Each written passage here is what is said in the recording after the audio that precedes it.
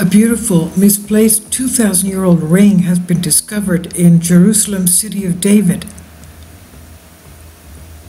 Unearthed in excavation of monumental pilgrim's path, the Second Temple era adornment. Probably fell after the use of a ritual bath. This is what the archaeologists say. Well, we know that the ritual baths that the women took were basically every month after their menstrual period. It was a type of a confession and washing of the body. So they had confessions every month. And the same for men as well, that men had ritual baths as well. But this appears to be a woman's ring, as we can see, and it's very, very lovely. This is by Amanda Broschel Dan.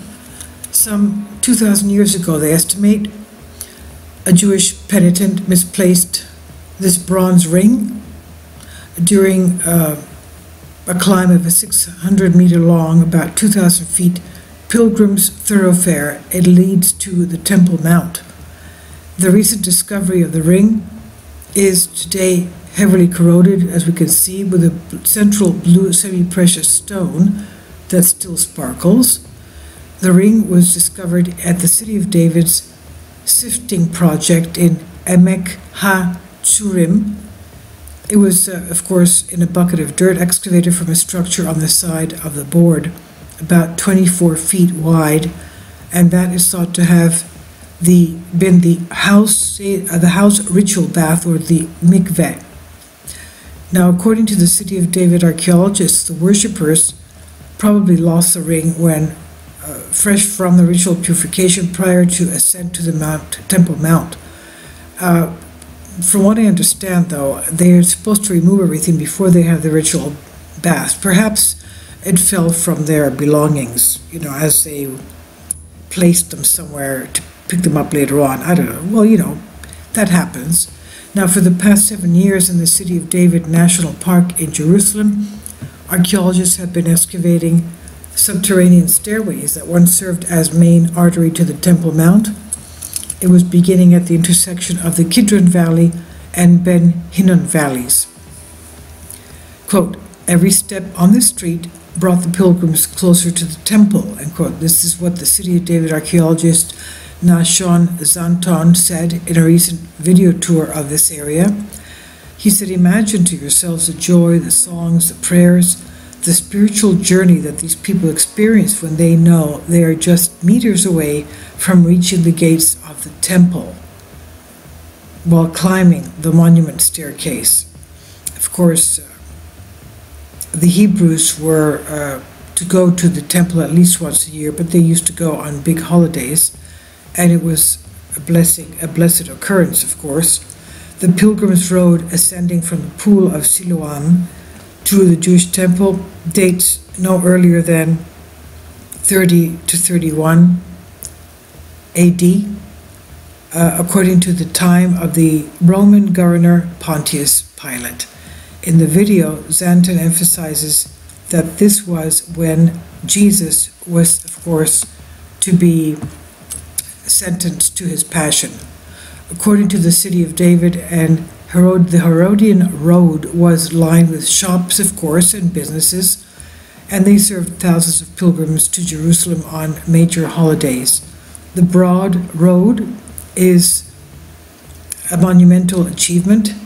Stanzen estimates that some 10,000 tons of quarried rock was used to construct this road, and it was built above a complex drain system which rebels hid in 40 years after the Pilgrim's Path construction, as the Second Temple was destroyed by the Romans in 70 AD.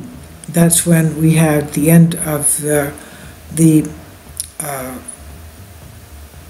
country of, at that time, Israel. It was no more. The drainage channel was essentially a man-made tunnel. According to the City of David, it was built underneath the Herodian Road. Its ceiling is made of a rectangular paved stones of pilgrimage road above, and the ring is perhaps evidence to the final period of that area, of that era, in which pilgrims could still safely climb the path to the Temple Mount for their pilgrimage and worship. In a statement released by the City of David, archaeologists Zanton, Mora, Hajbi, Ari Levy, and Dr. Joe Uziel said, just like today, it would appear that in the past, rings and jewelry were removed before bathing and sometimes forgotten, or perhaps lost or misplaced. This phenomenon perhaps is behind the discovery of the ring in what appears to be a ritual bath. The ring is a very human reminder of people who ascend the path prior to the temple's destruction, said the archaeologist, and it allows us to personally connect with an individual's personal property, personal story from 2,000 years ago. So it allows us to connect with that individual, and the ring and other finds shed light on the lives of the people during the Second Temple period. This is from NWO report, and it's on Out of Minds, and I'll leave a link below for you for this.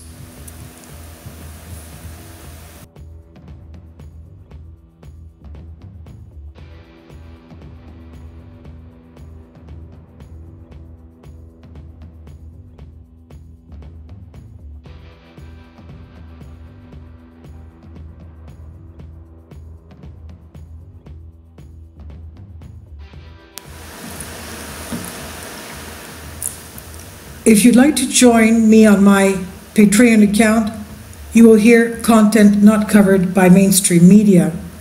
These riveting stories will be based on my research, and I will state my opinions and give my personal insight on diverse and controversial subjects and world events not covered by mainstream media, and not supported by YouTube guidelines.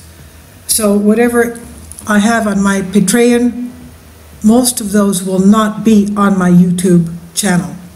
Please consider becoming a member today. More of the most significant and important videos will be on my Patreon channel. Your support helps me to continue my research and keeps this YouTube channel alive. And we depend on your support, your generous charity, because we help economically challenged families here in Athens, Greece, in Kapota, and we also help the young generation with university tuition and the community around our church. Thank you.